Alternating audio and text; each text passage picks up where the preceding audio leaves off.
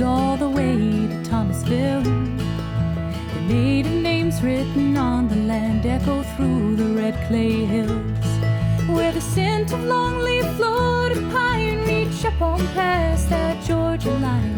Stroll through Tallahassee town or southern Appalachia bound. Take the local routes and journey down the roads we call our home. Take the local routes and journey down the roads we call our home. Welcome to Local Roots. I'm Suzanne Smith with WFSU Public Media, and today I'm at the Tallahassee Museum, where almost 4 years ago we were captivated by the birth of a litter of endangered red wolf puppies. We spent a year watching them grow and recording their moves. We even did a documentary about them that you can see on our Local Roots webpage. Well, now we have an update. The alpha puppy from that litter may soon become a father himself. WFSU's Rob Diaz de Villegas has more on the potential romance.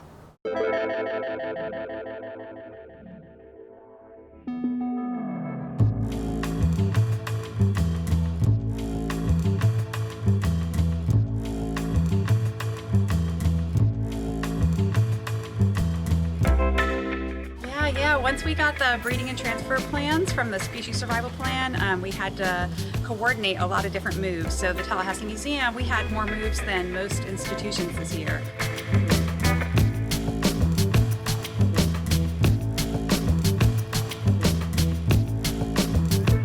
And one of our males is going to be in the front habitat, and he is on a breeding recommendation with a female from Louisiana.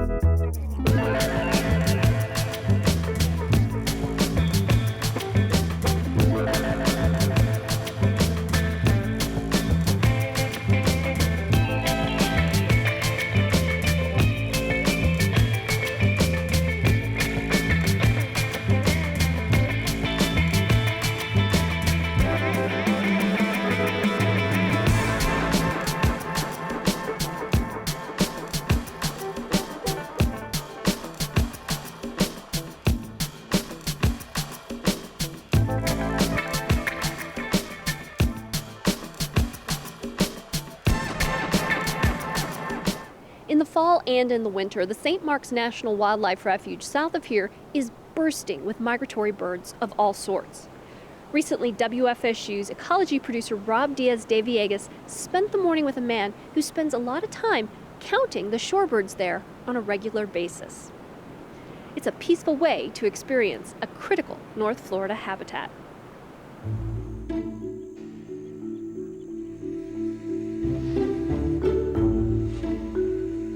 I've been a birder since I was a kid, and I've been a birder at St. Mark's since before I moved here. I've been here for about 35 years.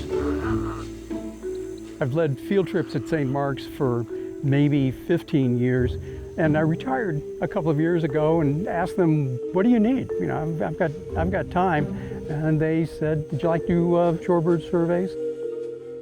St. Mark's National Wildlife Refuge is a top birding destination. We know that. But bird populations are declining around the world, and shorebirds in particular have seen their numbers drop by about 30% in North America. That's why Don Murrow shows up twice a month, before dawn, to count shorebirds. It's not a bad way to spend a morning. I always get out here and assume that I'm going to be sitting in the dark for an hour, and then within about 5 or 10 minutes, you can start making out detail. And tonight we're helped by the moon and dampened a little bit by the fog. Possibility we can get barred owls calling from the cypress dome over there, or the great horned over here are almost subsonic as the sometimes you just catch that last two hoot calls. That's a least bittern calling there. It's a quiet morning right now. We're September Chuck Will's widows have quit calling nighthawks. We could still get nighthawk. They're migrating through, but our residents have already left. Now that Don can see the birds, it's time to count. We are at St. Mark's National Wildlife Refuge. I'm doing a shorebird survey on the interior ponds. I've got a route that starts out at the far end of Stony Bayou 2 and swerves around and lets me see all of the interior ponds. I've been doing this for 4 years, and I always do the same route in the same ponds, even if there's nothing there seasonally, just to see what's there and just to make sure that it's easily comparable to the other surveys. The water's a little high for shorebirds in Stony Bayou 1. In order to keep woody vegetation from establishing in the ponds, they have to be flooded at least part of the year.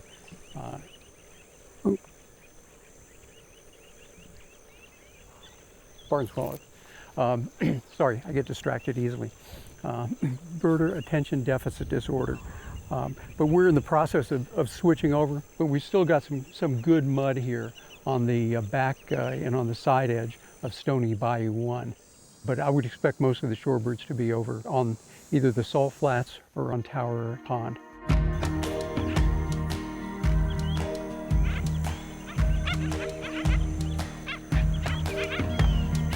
There's the black skimmers barking.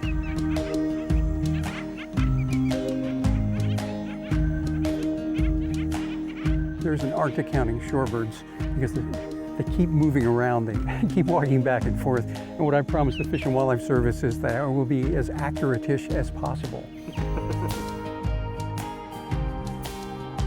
And nothing else in here, but it's a good pond, and it is tidally influenced. You come back here in another 3 hours, and most of these birds will be gone. They'll have moved out to the coast, and then just before the next high tide hits, if you stand here, flocks of birds will come flying in. Yeah, we're somewhere between 500 and 600 birds, which is about normal for this time of the year. By the time you get to winter, we'll have over 3,000 shorebirds out here. Wow. And at that point, I will be counting Dunlin by the hundred. Don has surveyed the refuge about twice a month for 4 years. After spending the morning with him, I can see why he finds it enjoyable. I just like all of it. I like watching the season unfold. I like being part of the morning as the night ends and the day begins.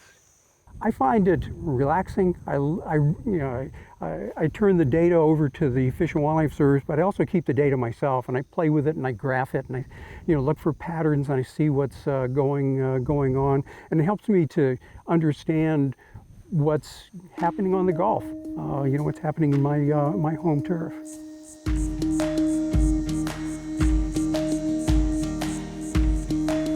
We're lucky that places like this were set aside. We need these lands. These lands are our legacy. These lands are what we own as a people.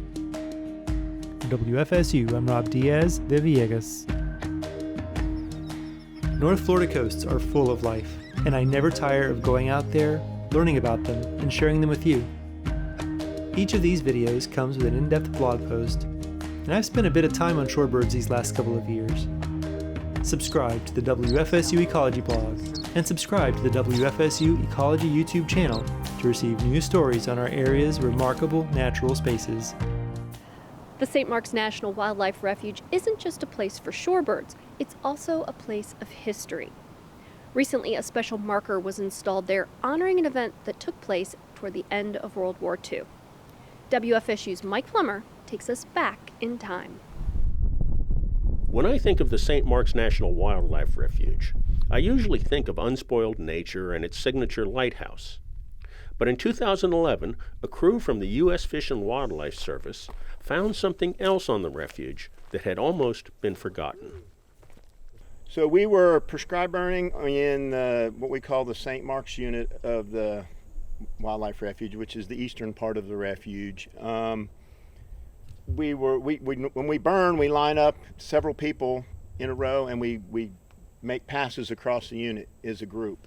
And as we were coming through an area very similar to this, we saw something off in the distance leaning up against a tree, and one of the guys said, "Oh, it looks like maybe a hunting blind or something that someone had left out there." And as we approached closer, found that it was a piece of the wing, a wingtip from an airplane. We had no idea what it was from. What they had found was the remnants of a World War II era B-17 bomber. One of the prescribed fire crew members here, Travis Pollard, his grandfather was a crew member on a B-17 in World War II, so he took an immediate interest in it and really did a lot of research on it on his own. We saw markings on some of that debris, and one of the markings was a faded star and shield symbol related to the U.S. Army Air Corps. And from that, it suggested that it was a military aircraft, and from there we could do we had a solid foundation to start an investigation on that. We were able to find the actual crash report that was done back in 1944, and from there we were able to put all the pieces together, and we were 100% confident that it was the B-17 crash that occurred on July 30th, 1944 from a plane out of Avon Park Air Force Base. The Flying Fortress was from the 88th Bombardment Group of 3rd Bomber Command. It was on a training mission with a crew of 10 men. It left Avon Park with 12 other B-17s, flying over to the Atlantic, up the East Coast towards Jacksonville, turning to pass above Waycross, Georgia, then heading south over Tallahassee, and finally back home to Avon Park. They ran into trouble trying to find their way through a violent thunderstorm. This bomber broke apart at an altitude of about 23,000 feet at around 3 p.m. on July 30th, 1944, over the St. Mark's Refuge. It broke up fairly high up in the air, and I believe it was just due to the strong winds and turbulence from the thunderstorm that the plane flew through. The terrain was very flat, but very wet. It's basically in a sawgrass swamp, sawgrass and cypress with a few pine trees mixed in it. So very remote. Probably the closest road was probably half a mile. According to reports, the crash was witnessed by a local man named Abel Strickland. Abel Strickland, he was on his horse, which I believe was named Daisy, and he had his hunting dogs with him. And he said he saw the plane crash, and he saw a man on a parachute coming down from the wreckage, and of course he wanted to go help. So him, his horse, and his dogs went out to the site, and they found Marvin McGee, Private Marvin McGee. They found him walking down one of the country dirt roads in that area, and he was able to give him a ride to the St. Mark's Lighthouse. And at the time, the St. Mark's Lighthouse, the Coast Guard, they had a presence there at the lighthouse, and so he was able to tie in with the Coast Guard, and they called down the crash rescue team from Dale Mabry Airfield, which is now Tallahassee Community College on that site. They came down, they did the investigation on the crash, they recovered the bodies, and I believe they salvaged what they could from the wreck. Private Marvin McGee was the sole survivor. 9 of his crewmates died. Now, this story was no secret, but like many local stories, it was soon forgotten to the march of time, until these wildland firefighters stumbled across some debris in the middle of nowhere. And recently, they've added a marker to the St. Mark's Refuge to commemorate this vignette of local history. We chose this site, Picnic Pond. It's not really close to the wreckage. We didn't want to put it too close to the wreckage because we didn't want people looting the area or stealing stuff. We wanted to leave the wreckage intact. But we put it in this area because it's a very frequented area. Everybody who comes down here to the lighthouse or the boat ramp, they drive by this area and they'll stop and they'll read it, and that's important because the gentlemen who perished in this plane crash, their story they were forgotten over the years, and I think it's important to bring the story back to life and to give it new meaning. So the next time you go to the St. Mark's National Wildlife Refuge, stop by the historic marker at Picnic Pond and reflect on the harrowing experience of Private Marvin McGee wandering through that wild place, and the terrible fate of 9 other young servicemen who fell out of the sky one July afternoon in 1944. For WFSU Public Media, I'm Mike Plummer. In a year that has forced us to adjust how we spend time together, the holiday season is no different. Many of our local winter celebrations have had to be adjusted or canceled due to health concerns. One local tradition, though, is still happening. WFSU's Devin Bittner takes a look at how it's lighting up the Tallahassee night. There are 150,000 lights at Dorothy B. Oven. It's absolutely magical. We have a staff of 5 or 6 that begin in about August setting up Dorothy B. Oven, and they work all the way up to the holiday season. Obviously, that team maintains the lights during the displays, and then it'll run all the way through New Year. So it actually was a local church that used to do a light show here in Tallahassee. And in the beginning of the 90s, they contacted the city and said, we would like for you to carry on the tradition. We would donate all of our lights if you would continue to display. And so back in 1990, we did the first light show here at Dorothy B. Oven Park. And through the years, obviously, we've added to it. So it's this amazing production. And we started about August to set up for the holiday season. I think one of the benefits of Tallahassee is that everybody loves Dorothy B. Oven and they love the holiday lights. Now, since we're not doing Winterfest this year and we haven't been able to do Elf Night, there's actually been a higher concentration on people that want to come through and see the lights, which is great. That's why we do it. We do it for all the citizens here.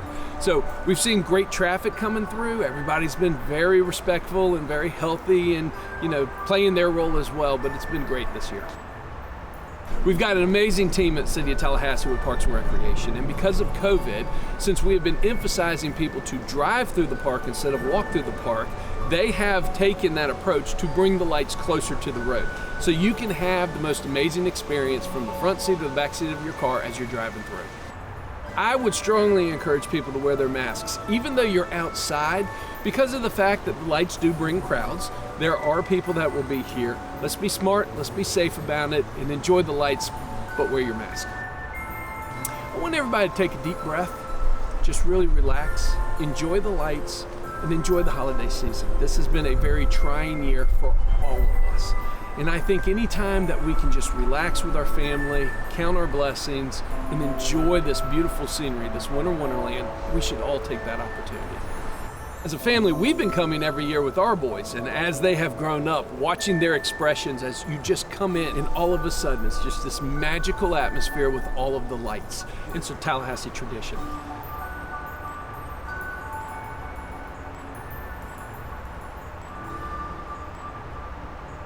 The great thing about holiday lights in any year is you don't even have to travel very far to enjoy them.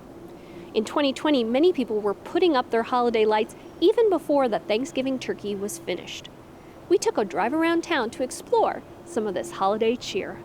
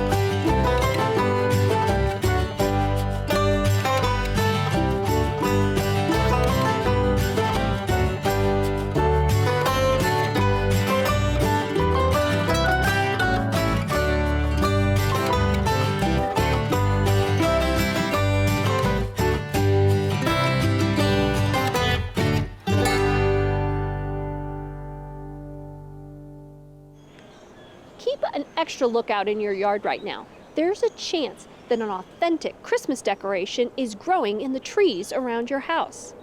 WFSU's Rob Diaz de Villegas caught up with the UF IFAS Leon County Extension to learn more about a mistletoe species that could be growing right over your head.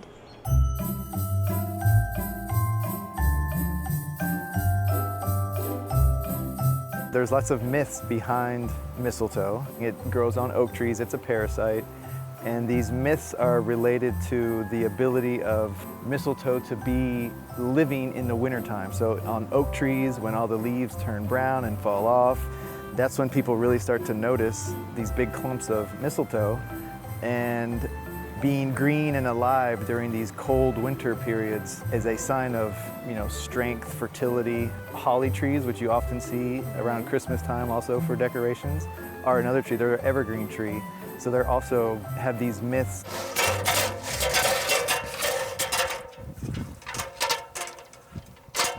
Mistletoe is a hemiparasite, so it's a type of symbiosis where it takes but doesn't give anything back. In this case, the mistletoe is stealing water and nutrients from the tree, but can still make its own sugars because it has green color. So it can still do photosynthesis and make sugars for itself, but it does steal water and nutrients from the tree. These are the flowers. So it's now in bloom. And these will form berries. Yeah, so this is Phoradendron leucarpum, or American mistletoe. The phoradendron stands for tree thief. The leucarpum stands for white fruit. So it will get these kind of white berry looking things on it. Now, will it kill a tree? Typically, mistletoe won't be the reason for the death of a tree. It would probably be something because the tree's already weak in some other way or stressed out by something else. Because it is a parasite, they typically don't want to kill their host, right? Because if the host dies, then they die along with it. It's a native plant. The trees are native, so it's like that, going back to the will it kill it, they've had a lot of time to work these relationships out, so they are adapted to one another. And as far as the benefits, the benefits typically do outweigh any kind of downside, I guess, to the tree because it is beneficial to wildlife. For WFSU, I'm Rob Diaz de Villegas. This January, WFSU is bringing you a special documentary called Cultivating the Wild. It explores the legacy of America's first environmentalist, William Bertram. Here's a preview. In 1739, William Bartram was born at his family's plant nursery. William matured into an extraordinary naturalist. He was wanting to learn. Bartram described the natural world. He was the one to record it. After the work that he has done in the wild, in nature itself, all I can say is thank you, thank you, thank you, because you've made my life better.